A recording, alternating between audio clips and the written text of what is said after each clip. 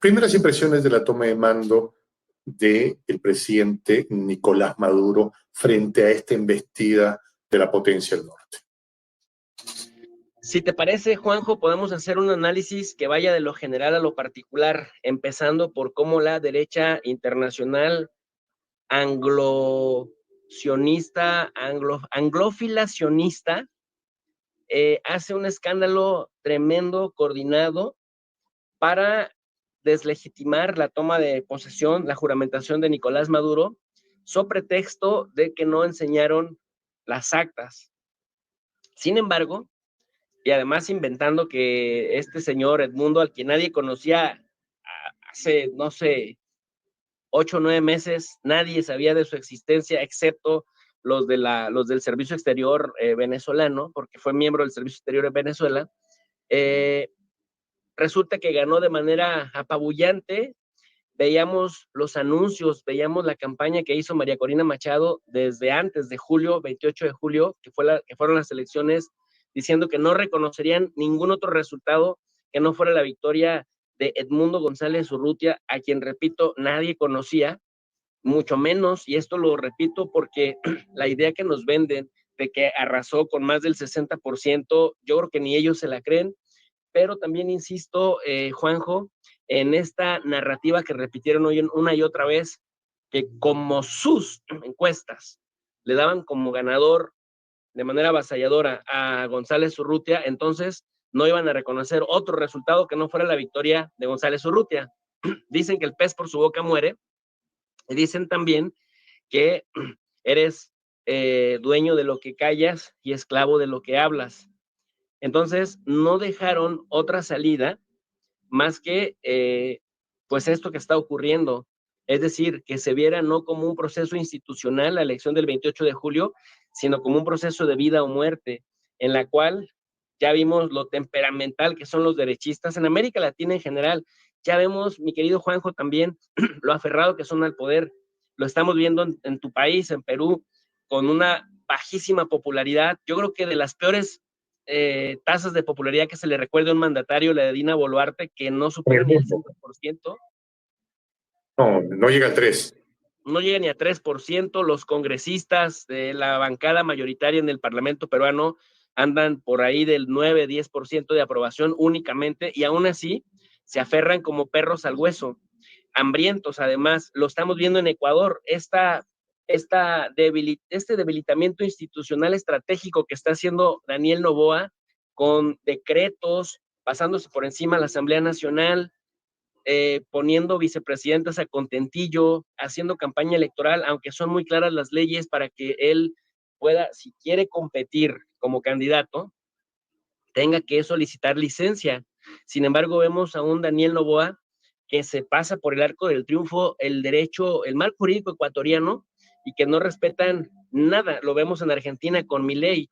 ¿Qué está pasando? Es decir, llevar a la ridiculización la figura presidencial que en los sistemas presidenciales latinoamericanos pues son muy importantes, Juanjo, pero vemos que la derecha, esta misma que se sincroniza para decir que Maduro es un dictador, que fuera Maduro, que no queda de otra más que invadir Venezuela, y que sabemos, Juanjo, que no les importa la democracia, pero lo que les importa de denostar a Venezuela es que posteriormente la demonización les sirve también como política interna en sus respectivos países para poder demonizar al adversario. Lo hicieron con López Obrador, primero era como Chávez, casi era el alma gemela de Chávez, y después era el alma gemela de Nicolás Maduro, aunque Nicolás Maduro y Chávez tenían sus características diferentes, propias de cada personalidad. Lo hicieron con Petro en Colombia, lo vimos también en Perú con Castillo, lo vimos en prácticamente todos los escenarios electorales de nuestros países. Bueno, mira, hasta en España decían primero que Pedro Sánchez era como Nicolás Maduro, y ahora, bueno, Pedro Sánchez comportándose como un gran otanista. Entonces, si vemos el nado sincronizado de la derecha anglófila sionista internacional deslegitimando la toma de posesión de Maduro, me parece que se convierten en víctimas y en esclavos de sí mismos, descoordinados, deslegitimados, fuera de la realidad. Vemos a un expresidente espurio, Felipe Calderón, que se robó las elecciones en México en 2006 yendo a pelear, según esto, por la democracia a Panamá y a la República Dominicana, y después reconociendo que tenían una muy mala coordinación y que esa mala coordinación pues evitaba que tuviera gran efecto el apoyo de los expresidentes del grupo Sin Idea, así le llamo yo a este grupo de rufianes, de Guillermo Lazo, de Lenín Moreno, de Andrés Pastrana, de expresidentes impresentables, el Tuto Quiroga, de Bolivia, Fox, Quesada, expresidente de México, el mismo Calderón, expresidentes panameños, Chinchilla de Costa Rica. Chinchilla, aquí en México las chinches son unos animalitos, eh, son unos La chincha, animalitos, las chinches, claro, ¿no? ¿Las conocen claro. así? Bueno, esta mujer le hace honor a Chinchilla porque es eso en la política latinoamericana. Entonces, estos impresentables, mi querido Juanjo, que han lucrado con la demonización de Venezuela, hoy se ven impotentes junto con esta señora belicista María Elvira Salazar, que parece más bien caso clínico de psiquiatra, amenazando con que ya se le acabó la fecha, ya expiró la fecha de Nicolás Maduro, que pronto se lo van a echar, y bueno, sumado a esto, Anthony Blinken también diciendo que en los 10 días que le toca en el gobierno, pues sí, que van a intentar restaurar la democracia en Venezuela. Es decir, no tienen el mínimo de institucionalidad ni de coherencia. Y al ver, Juanjo, cómo han ignorado, y no solamente han ignorado, han apoyado a Israel a masacrar a los palestinos, o que a los rebanacuellos moderados, que antes eran terroristas temibles de Al-Qaeda, de Al-Nusra, de Hayat Tahrir Asham, ahora son los rebeldes moderados que van a traer la democracia. Bueno, esa incoherencia me parece que los deslegitima para poder presentarse con credibilidad en el escenario venezolano, Juan. ¿Qué le espera a Venezuela en este nuevo horizonte? Un BRICS al que no han podido acceder aún, una economía que comienza ya a moverse pese a las limitaciones, un mundo que se hace ya evidente en reacomodo por la pérdida de influencia de la potencia del norte. ¿Qué le espera en este momento a Venezuela para este periodo? Me parece que viene un periodo muy complicado, porque ahora incluso países amigos, países aliados, otrora habían apoyado o habían sido el contrapeso en contra de la derecha, del Grupo de Lima, por cierto, ¿no? Hablando de la derecha organizada en diferentes países. Ahora Brasil, por ejemplo, tiene este distanciamiento con Venezuela. Recordemos, querido Juanjo, que gracias a Brasil, con este brazo injerencista de Lula, exigiendo que le rindieran cuentas, que las instituciones de Venezuela, el Tribunal Supremo de Justicia, que el mismo Consejo Nacional Electoral le mostraran las actas a Lula, y gracias a eso, pues no permitió el ingreso de Venezuela a los BRICS, ¿no? Veíamos a Vladimir Putin diciendo, bueno, yo sí quiero que ingresen a los BRICS, China también. Nosotros tenemos esa gran diferencia con el presidente brasileño, que me parece que Putin ahí la jugó bien, decirle, oye, Maduro, aquí bienvenido, pero tenemos la regla de que entras con el pisto bueno de los 5, bueno, pero este señor Lula no quiere que ingreses. O vemos a Boric, que solito en su mente, en su imaginación, Gabriel Boric se autodenomina como de izquierda, pero reconoce a Zelensky, a pesar de que Zelensky expiró su mandato por el voto popular, se terminó en marzo del 2024. Un año después, Zelensky sigue siendo presidente y ahí Pero no. de Boric podríamos esperar eso, Jesús, pero de Lula, ahora viendo las cosas en perspectiva, ¿qué le pasó a Lula? ¿Lo perdimos en algún momento o está en una fase de recomposición? Me parece que está siendo pragmático, Juanjo, pero no es que lo hayamos perdido. Cuando analizamos la primera administración de Lula, los derechistas, yo me acuerdo, mis profesores en el posgrado en aquella época decían, miren a Lula, un líder obrero, un sindicalista que tenía la intención de radicalizar la economía brasileña y se comportó como un alumno brillante del Fondo Monetario Internacional, que hasta se ganó reconocimientos del Fondo y del Banco Interamericano de Desarrollo desde aquella época.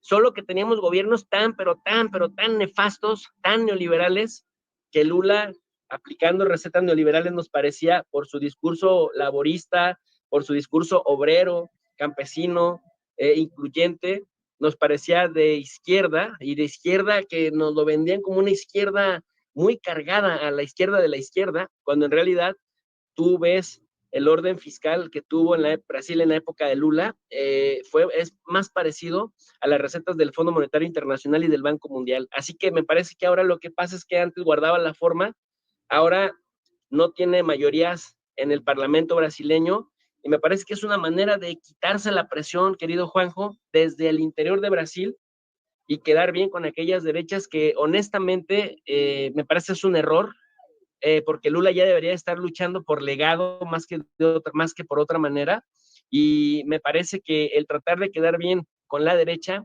le llevará al escenario que vemos en Argentina con Alberto Fernández, al que le decíamos Albertibio, mediocre, farsante, charlatán, y lo más importante, siempre jugando para todos los bandos mientras se autodenominaba como presidente de izquierda, y bueno, ya vemos que ahora hasta golpeador de mujeres salió, ¿no? Probado por los audios que han filtrado las mismas autoridades argentinas, y un Alberto Fernández que recibió, yo recuerdo, un llamado de atención del mismo presidente López Obrador, que decía, oiga, yo le digo respetuosamente a Alberto Fernández, el que con todo el mundo quiere quedar bien, al final termina como terminó Alberto Fernández. Entonces, volviendo al tema, pierde ciertos aliados estratégicos, y otro que también se ha subido, pero ese se sube a todas, ¿eh? Por eso me parece que es menos respetable esa postura, la de presidente Petro. Petro opina de todo, se mete en todo, está más atento del tuit que de gobernar en Colombia, y hoy Murillo hizo declaraciones muy fuertes. Murillo hizo declaraciones tremendas con respecto a... Es decir, si tú al canciller colombiano el 10 de enero le quitas la cara del canciller colombiano, le pones la del vocero del Departamento de Estado de los Estados Unidos, mira, se la compras completita. Entonces, Colombia cada vez se aproxima más con Petro a las posturas de Iván Duque, que incluso Iván Duque ya como expresidente ha salido a decir que lo de Venezuela solo ocurre con un ataque militar, cívico-militar, decía. ¿Cómo se explica ese Petro? Petro me parece que intenta quedar bien con el discurso que ha manejado, pero a la luz de lo que estamos viendo, de que la derecha no retrocede un centímetro, Juanjo, lo estamos viendo en tu país, lo vemos en el mío, mira, en mi país están tan desprestigiados, afortunadamente no tienen el poder político, y afortunadamente su poder mediático está tan en ruinas, que a pesar de ello fueron capaces de salir a decir el mismo día de la elección que habían ganado la Ciudad de México y habían ganado como 12 estados importantes, y que habían ganado incluso en la presidencia, estaban ahí disputándosela con Claudia Sheinbaum. O sea, de ese nivel de descaro el mismo día de la elección. Y obviamente, pues cuando la institución, el Instituto Nacional Electoral, sale a decir los resultados y a revelar las actas, bueno, dicen, miren, pues nada. Bueno, esos mismos que te mienten viéndote a los ojos, súper serios y blindándose como si fueran institucionales, son los que salen a defender a María Corina Machado, que lo único que te pide es, aunque ella no presente pruebas de nada, que le creas porque lo dice ella. Y eso aquí en México ya no camina, Juanjo. Ok. Ahora, en ese contexto sale un Donald Trump que dice, bueno, pues porque me da la gana, me voy a agarrar el canal de Panamá. Y porque me da la gana, le voy a cambiar el nombre del Golfo, porque hay todo un proyecto geopolítico, porque hay muchos recursos petroleros del lado mexicano en el Golfo, porque Groenlandia la quiero porque la quiero y punto, se acabó. Aquí se fue tuvo cualquier base o cualquier parodia que hicimos algún día de respetar las leyes internacionales. Me la agarro porque así me da la gana. Y resulta que un Maduro es el que sale en línea de defensa del Canal de Panamá. Esa reflexión sobre eso, luego vamos a entrar al tema Trump, pero un Maduro hablando sobre Panamá, sobre la importancia del canal, y es como que es casi kafkiano eso, ¿no?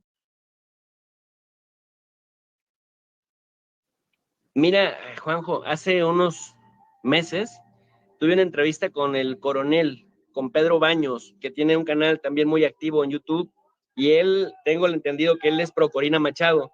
Y con este discurso de la hispanidad, tengo entendido que es, por ejemplo, anti López Obrador, anti Pedro Castillo, anti indigenismo, etcétera, etcétera. Pero tuvimos un intercambio muy respetuoso, muy intenso, pero muy respetuoso.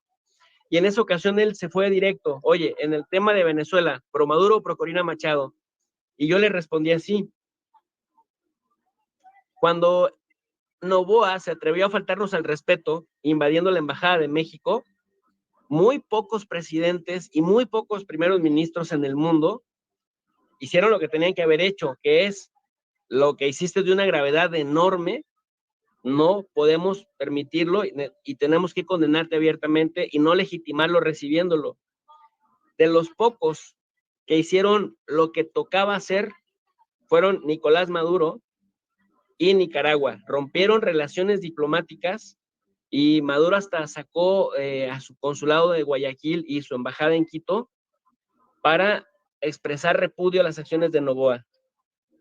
Ejemplo número 2, en el tema de los palestinos, en donde los presidentes y primeros ministros derechistas de América Latina, pero también de Europa y del gobierno de Estados Unidos, lo estamos viendo con el presidente Sleepy, que siempre dice que está preocupado por el avance de la violencia en la Franja de Gaza, pero siempre siguen mandando más dinero, de los presidentes que han condenado abiertamente, sin tibiezas, lo que hace Israel en la Franja de Gaza, Maduro es uno de ellos.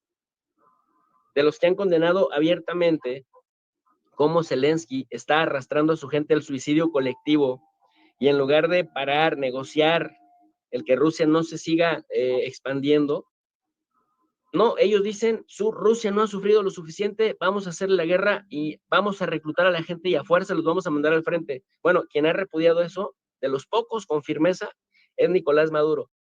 Entonces, no es que yo venga a hacer aquí apología del madurismo, no es que yo crea que el gobierno de Maduro es perfecto, seguramente tiene 10,000 errores, seguramente necesitarán mejorar las capacidades materiales del gobierno para que eso se traduzca en políticas centradas en la sociedad y que se evite que con las sanciones estadounidenses se siga combinando eso, alguna parte de la mala gestión del gobierno de Maduro, pero también las sanciones, y que entonces siga habiendo migración, que por millones, hermanos venezolanos, siguen engrosando las listas de la mayor cantidad de venezolanos en el extranjero buscando trabajo, sufriendo. Pero o sea, estoy consciente de que como en todo hay escalas de grises y hay que hacer los matices, pero cuando tú comparas la coherencia del gobierno de Maduro en los temas cabrones, en los temas delicados, el tipo ha estado a la altura de la circunstancia, Juanjo, por encima de los derechistas que se asumen siempre y se embisten en la bandera de la democracia. Nicolás Maduro ha sido muy coherente y muy consistente. Ahora, ¿por qué sufre tanta satanización? Pues porque es un tipo que se les pone de frente a los estadounidenses y a los israelíes. Y 2, porque efectivamente no cae en este chantaje de la derecha que muchos gobiernos como Lula, por ejemplo, sí caen. Porque, a ver, Juanjo, una cosa es la oposición y otra cosa son los sedicionistas y golpistas. Aquellos que van a pedir sanciones en contra de su propio país no son oposición, son golpistas y como tal se les debe tratar. Y por último, para responder a tu cuestionamiento, Maduro tiene una visión geopolítica global. Por esto se explica que salga a decirle al presidente Mulino de Panamá, oiga, usted encárguese de la defensa de su canal, pero se condena también la intromisión y la injerencia de Donald Trump en este país hermano que está pues medio mal gobernado por un derechista que lo único que tiene para responderle a Trump es que desea que colaboren en buenos términos. Entonces, Maduro lo hace de esa manera porque ha sido muy consistente en las posturas claras de Venezuela. Ahora, se sabe que el gobierno de los Estados Unidos ha subido la apuesta. Van a pagar $25 millones a aquel que proporcione información que conlleve a la detención del presidente constitucional de Venezuela, Nicolás Maduro. Todo el mundo sabe dónde está. Hay quienes dicen que esta más bien es una señal de señores mercenarios. Quien se atreva a hacer lo que intentamos hacer y hemos fracasado tantas veces en ese intento, se le va a pagar esto. Eso explicaría por qué han habido 120 galifardos de esos porque de acuerdo a las estadísticas o a la información que maneja la derecha, es que hay 120 ciudadanos extranjeros detenidos en Venezuela presentados como víctimas. Pero cuando uno hace el recuento y los comienza a ver, oye, este no estuvo en Afganistán, estuvo en Irak, ¿y qué fue a hacer? No, fue de vacaciones. Ya, no sé por qué no te creo. ¿Ya? Y el gendarme que cruza la frontera justo días antes de la juramentación, cuando la señora Bullrich había dicho voy a mandar a los gendarmes. ¿Ya? Entonces, es como una especie de intentar dar golpe con mano de tercero porque ya ellos son incapaces de hacerlo directamente. Pago 25 millones por este, 25 por el otro, 15 por el otro, intentando poner dinero en juego para romper la institucionalidad de un país. ¿Podría ser eso? Porque todo el mundo sabe dónde está el presidente Maduro. Claro. Te iba a decir que le tendrían que dar esos 25 millones a Telesur, porque Telesur hoy les dijo exactamente la ubicación de Nicolás Maduro en Miraflores tomando la juramentación. Mira, estas estrategias generalmente tienden a romper, ese es el objetivo, a romper las lealtades en los mandos del ejército de un país. Entonces, tú lo dices, bueno, también están incentivando a que bandas criminales, estos grupos de mercenarios que se rentan, que se alquilan para ir a hacerle la guerra a otros países, se digan motivados, mira, vamos. Y en un contexto, querido Juanjo, en el que estás mandando 200,000 millones de dólares a Ucrania para debilitar a Rusia, pues por supuesto que tienes muchísimo más presupuesto, aunque no puedas apagar los incendios en Los Ángeles y no tengas la capacidad para llevar a cabo protocolos de seguridad de acción civil, pues sí eres capaz de destrozar y de incendiar a medio mundo. Pero acá lo que buscan es, y ahí te va vincularlo con lo que comentabas de que han levantado la apuesta. No habían sancionado a Vladimir Padrino, habían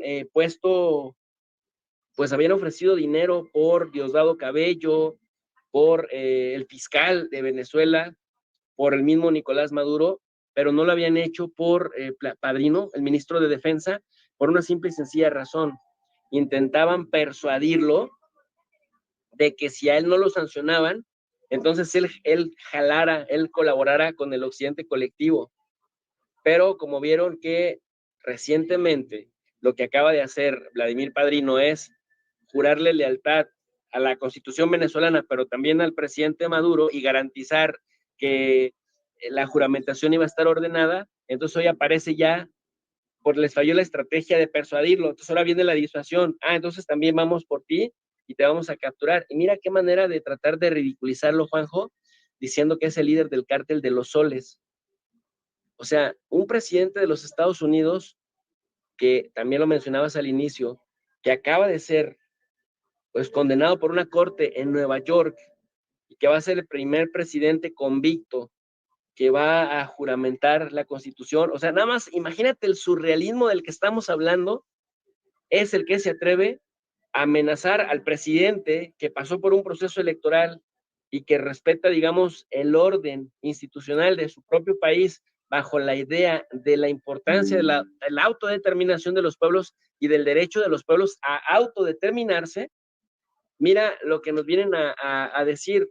¿Sabes qué? Entonces, este señor no es presidente de Venezuela, este señor es líder de un cartel de drogas, y con el nuevo presidente, con Donald Trump, que por ejemplo en México se la tiene jurada, vamos a clasificar como terroristas a las organizaciones de narcotraficantes, de tal suerte pues que a Maduro le van a intentar llegar por el lado del combate al terrorismo, y me parece que tienen en Venezuela que estar pues muy bien preparados también en términos militares, porque se les han querido meter mercenarios, pero al rato va a ser más abierta el ataque frontal del gobierno de los Estados Unidos. Me parece que Estados Unidos también está evaluando costos y que por eso mientras deja correr, deja que los perrillos falderos, es decir, estos presidentes de grupos sin idea, que en realidad es idea, pero bueno, ya ves que desvinculados de la realidad están, vayan y hagan y sonden para también evaluar las capacidades que tiene para responder el gobierno venezolano. La verdad, híjole, a mí me preocupa mucho el pueblo de Venezuela, pero es cierto que también Maduro representa una especie de resistencia a un gobierno que históricamente, a partir de declaraciones y de amenazas, intenta que todos los demás se subordinen. O sea, la batalla también es ideológica, Juanjo. Esto nos lleva definitivamente un vector histórico analizar el personaje Trump. El sentenciado, presidente, porque así, ese es el título que se ha ganado, no lo digo yo, no es una conspiración de Jesús López Almejo, no, lo hizo un juez estadounidense, ¿eh?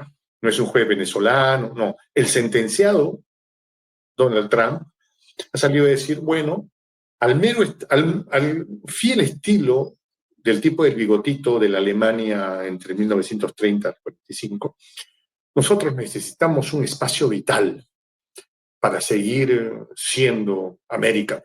Así que Groenlandia se viene para acá.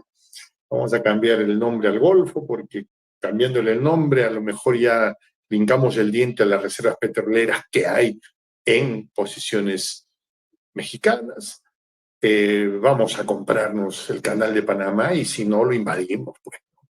Pero este mismo personaje también sabe de sus limitaciones porque sabe de los genuflexos que pueden ser, por ejemplo, el gobierno de Panamá, el gobierno que administra lo que para algunos todavía consideran colonia Groenlandia, ¿sí? Y entonces se atreve a hacer este tipo de amagues, que no creo que de ninguna manera se atrevería a hacerla, por ejemplo, a personajes como el señor Putin, ¿no? A quien lo trata con distancia y contigo sin negocio, ¿no? Es un abusivo, es uno de esos prepotentes que cuando logró quebrarle o cuando encuentra que sabe que puede imponerse a los zapatazos, pues lo va a hacer, ¿no? ¿Qué ves allí en ese horizonte? ¿Son bluff?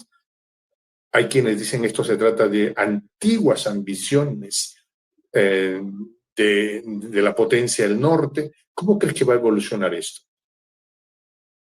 Mira, querido Juanjo, esto que mencionas de la filosofía medio del señor este del bigotito, me lleva a pensar que nosotros bautizamos luego a este señor, el orangután naranja, como Adolf Trump, y de hecho hay muchos memes sobre él, con su peinadito, el bigotito, etcétera, justamente por esta lógica nazi fascista de los años 30 que estos señores vienen a reproducir. Es la teoría geopolítica del Lebensraum, el espacio vital. Ellos con el simple hecho de decir, me interesa el petróleo de Venezuela, me interesa la Amazonía de Brasil, me interesa el litio de Chile, Bolivia y Argentina, me interesa las reservas de petróleo mexicano, me interesa el litio de Sonora, con eso creen que es suficiente para que puedan decidir invadirlo, para que puedan decidir apropiárselo, al más puro estilo nazifascista de los años 30 y 40. O sea, no está sacada de contexto esa comparación. El problema, el problema es qué capacidades o con qué capacidades cuentan los otros para resistir. Y una de las grandes desventajas que tiene Adolf Trump es el tiempo, porque el original, el del bigotito original, ese por lo menos tuvo 15 años para hacer y deshacer, entre 12 y 15 años, pero este nada más tiene 4, no tiene la energía que tenía hace 10 años, y lo más importante, el mundo también ha cambiado, el mundo también ha enseñado las uñas, el mundo ha sacado las uñas, ha sacado la capacidad de resistir. Mira, yo estaba revisando una entrevista que le hacen recientemente a Justin Trudeau, y le dicen, oye, ¿qué humillación te está dando Donald Trump? Y ahora está rematando esa humillación diciendo que incluso, pues ustedes van a tener que, pues, cambiar, ¿no? Hacer el Estado 51, y él repite, a pesar de la gran estimación que le tenemos a Estados Unidos, los canadienses estamos muy orgullosos de ser canadienses y por nada del mundo querríamos convertirnos en Estados Unidos. O sea, la otra es la resistencia que se está dando en algunos países de Europa que están diciendo abiertamente, queremos apoyar a Dinamarca para evitar que Donald Trump se vaya a quedar con Groenlandia. Entonces, vienes a dinamitar, sí, dinamitar esta unión que había aparentemente entre occidentales, pero lo que quiero dar con esto es que se están resistiendo incluso los propios aliados.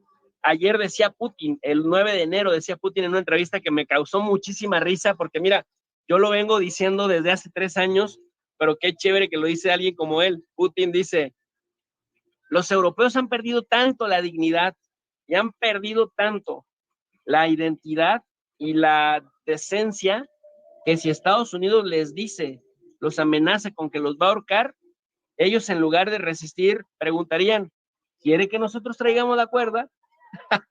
De cómo se han entregado. Pero en América Latina la resistencia se ha dado muy duro y me parece que por eso quieren hacer a un lado a Nicolás Maduro, porque, y al mismo Daniel Ortega, porque como sea, con todos sus matices y sus claroscuros, son personajes que han resistido al dominio incuestionable de Estados Unidos en el hemisferio occidental, Juanjo. Esto me lleva a lo siguiente, la amada Cuba, tan vil, perversa y malévolamente tratada por el régimen del sentenciado presidente Trump en su primer mandato. Será probablemente no solo bien acogida en el BRICS, probablemente sea un símbolo de victoria del sur global frente a esto que le mal llamadas sanciones. Cuba probablemente comience a tener fluidez económica que venga de estas naciones. ¿Cómo percibes ese proceso? Mira, Cuba es un gran ejemplo, Juanjo, qué bueno que lo mencionas. Cuba es un gran ejemplo del cinismo de los anglosionistas, cómo y cuánto se han ensañado con los cubanos. Durante décadas se han dedicado a empobrecer estratégica y sistemáticamente a Cuba para supuestamente orillar a los cubanos a levantarse contra el gobierno cubano de los Castro. Bueno, ha sido tan terrible el efecto económico, socioeconómico en la población cubana, al punto, mi querido Juanjo, de que en Naciones Unidas, de 194 países, todos, absolutamente todos, anualmente votan en la Asamblea General de las Naciones Unidas, así tal cual, para que se acabe con ese embargo o bloqueo en realidad, menos Ucrania, menos Israel y menos Estados Unidos.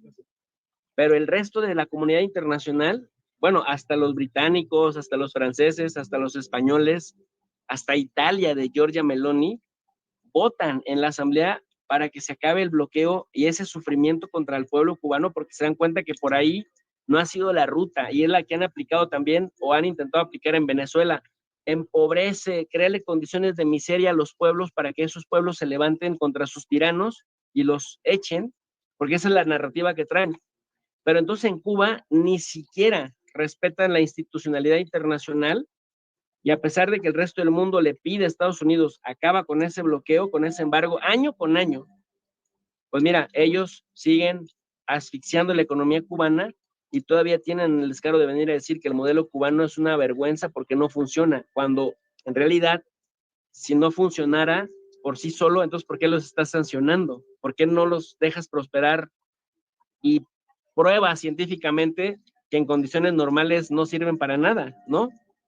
El ingreso al BRICS de Cuba como país asociado abre posibilidades para una oxigenación económica que lo siente el ciudadano de a pie. Sin duda alguna, definitivamente, y también lo va a experimentar Bolivia, y eso era lo que quería experimentar Venezuela. Desafortunadamente, ahí Lula me parece que deja un muy mal antecedente, un antecedente de incoherencia que la verdad es insoportable, porque mira, mi querido Juanjo, una de las críticas que yo le tengo a Gabriel Boric abiertamente es que el cabrón vaya y se agarre a besos con los arbanos, estos petromonarcas, Bin Salman, con el dueño de Qatar, con el emir de Emiratos Árabes Unidos, que no se caracterizan precisamente por ser muy democráticos, que digamos, Juanjo, no se caracterizan por celebrar elecciones, ni Arabia, ni Qatar, ni Emiratos, ni Bahrein, ni Oman, pero tienen muchísimo petróleo y tienen muchísimo gas. Y ahí va Boric a decir que se siente muy orgulloso, muy feliz de ser el primer presidente chileno en lograr acuerdos comerciales con los petromonarcas. Ah, pero allá no le hace ni cosquillas el que no haya democracia. El tipo que siempre se autodefine como feminista, va y se abraza con los petromonarcas que tampoco se caracterizan por respetar a las mujeres, pero luego viene acá y dice, yo como presidente de izquierda, lo que hay en Venezuela es una dictadura y no lo reconocemos. Entonces, ves estas incoherencias y lo estás viendo en temas, lo ves con Lula, lo estás viendo con el mismo Petro, o sea, si se van a sumar a la dictadura de la democracia, porque me parece que es una dictadura que desde hace 100 años viene implementándose y lo implementa Estados Unidos y después todo el mundo se pone a repetirlo y que se pasan por el arco del triunfo este principio de Naciones Unidas de la autodeterminación de los pueblos, que también es un principio de política exterior de México y por eso México no se deja montársela mucho porque es parte de la Constitución de México. Me parece que el hecho de que los demás se pongan como alfiles, si lo viéramos como en un tablero de ajedrez, alfiles a morder al que no se somete a un sistema que te exige Estados Unidos que tengas, que además ellos ni cumplen, entonces vemos lo que vemos con Lula y Venezuela, ¿no? No te dejamos entrar al BRICS, te castigamos y entonces ahí ya sí se convierte, sí va a tener un efecto, mi querido Juanjo, que va a debilitar al bloque en las Américas, porque el bloque de las Américas provee, genera la consolidación para que China y Rusia también tengan presencia por acá y una manera en la que van a tener presencia, aunque tengamos culturas y también identidad social distinta a los rusos o a los chinos, es lo que se traduzca en beneficio material para nuestras sociedades. Es decir, la aceptación de la presencia china y rusa en el continente se va a hacer pues muy bienvenida si hay proporcionalidad con los beneficios materiales para nuestras sociedades. Y esto pues va a generar, obviamente, viéndolo bajo el punto de vista de un juego de suma cero, en donde lo que gana uno, el otro lo pierde, pues va a generar una reacción de Estados Unidos, sean republicanos o sean demócratas, porque entonces será el principio del fin de su influencia incuestionable en el resto de la región. Por eso sí es una pena lo que hace Lula, porque los BRICS sí se van a traducir en un alivio para Cuba, esa fue la pregunta, sí se van a traducir en un alivio para Bolivia, y digo, se iba, porque ya no está, se iba a traducir en un alivio para la de por sí violentada Argentina, pero el loquito ridículo, farsante Milei, pues la ha hecho a un lado y se ha literalmente abierto de brazos y más a Estados Unidos y a Israel. Pero definitivamente, en la medida que los BRICS tengan presencia en las Américas, me parece que las sociedades con más opciones pueden aliviar su suerte económica en la que Estados Unidos, bueno, te mantiene las condiciones estructurales para que no progrese, no prosperes. Sobre Cuba me gustaría profundizar más. Hay quienes afirman lo siguiente. Cuba, que ha sido tan brutalmente maltratada por el régimen de la potencia del norte, si es que logra salir de este atolladero y a través del desarrollo científico que tienen, comienza a tener cierta presencia, o simplemente vivir bien, sería el fiel de la balanza, que incluso podría, siendo una nación tan pequeña, podría ser el símbolo de la pérdida de influencia de la potencia del norte. Si a Cuba le va bien, podría ser el fiel de la balanza que dice, ya no eres el malo capaz de maltratar. Seguirá siendo malo, pero ya no puedes seguir haciendo tus maldades. Hay quienes creen que esto podría definirse como un punto de inflexión. Pues mira, Juanjo, si hacemos una comparación de las sociedades caribeñas, si hacemos una comparación con Cuba, de la calidad de vida de la gente, a pesar del castigo colectivo contra los cubanos, mira tú lo que es Puerto Rico hoy en día.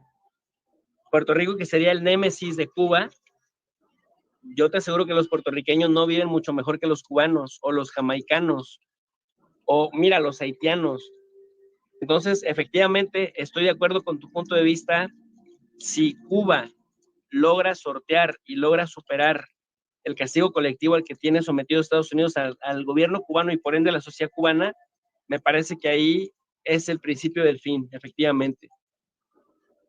Jesús López Almejo, tu profe de RI, tiene que usted buscarlo en su canal de YouTube. Muchas gracias por habernos acompañado aquí en Prensa Alternativa y agradecerte que hayas suspendido momentáneamente tu tema familiar en este momento. Yo sé que a veces el comentario de la inmediatez de la noticia así lo exige. Yo te agradezco que hayas dispuesto un tiempo para nosotros, para esta conversación, mi querido Jesús.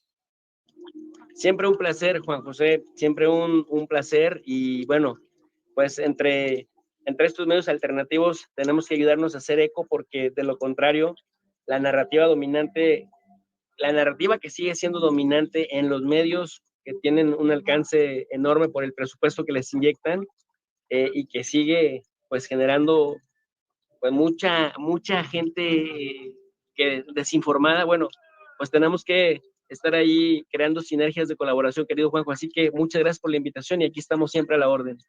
Claro que sí, ya antes de despedirnos quiero recordarte que yo tenía una deuda contigo que ya ha sido saldada. Acá yo te ofrecí mandarte un pisco y yo iba a viajar a México, pero por circunstancias, pero acá está el pisco que yo te ofrecí y que personalmente te lo llevaré a México cuando las maletas así lo dispongan o cuando tengas a bien de visitarnos acá en nuestra tierra, mi querido Jesús. Un abrazo inmenso. Pues mira, ya se me hizo agua la boca y estaré esperando por ese pisquito.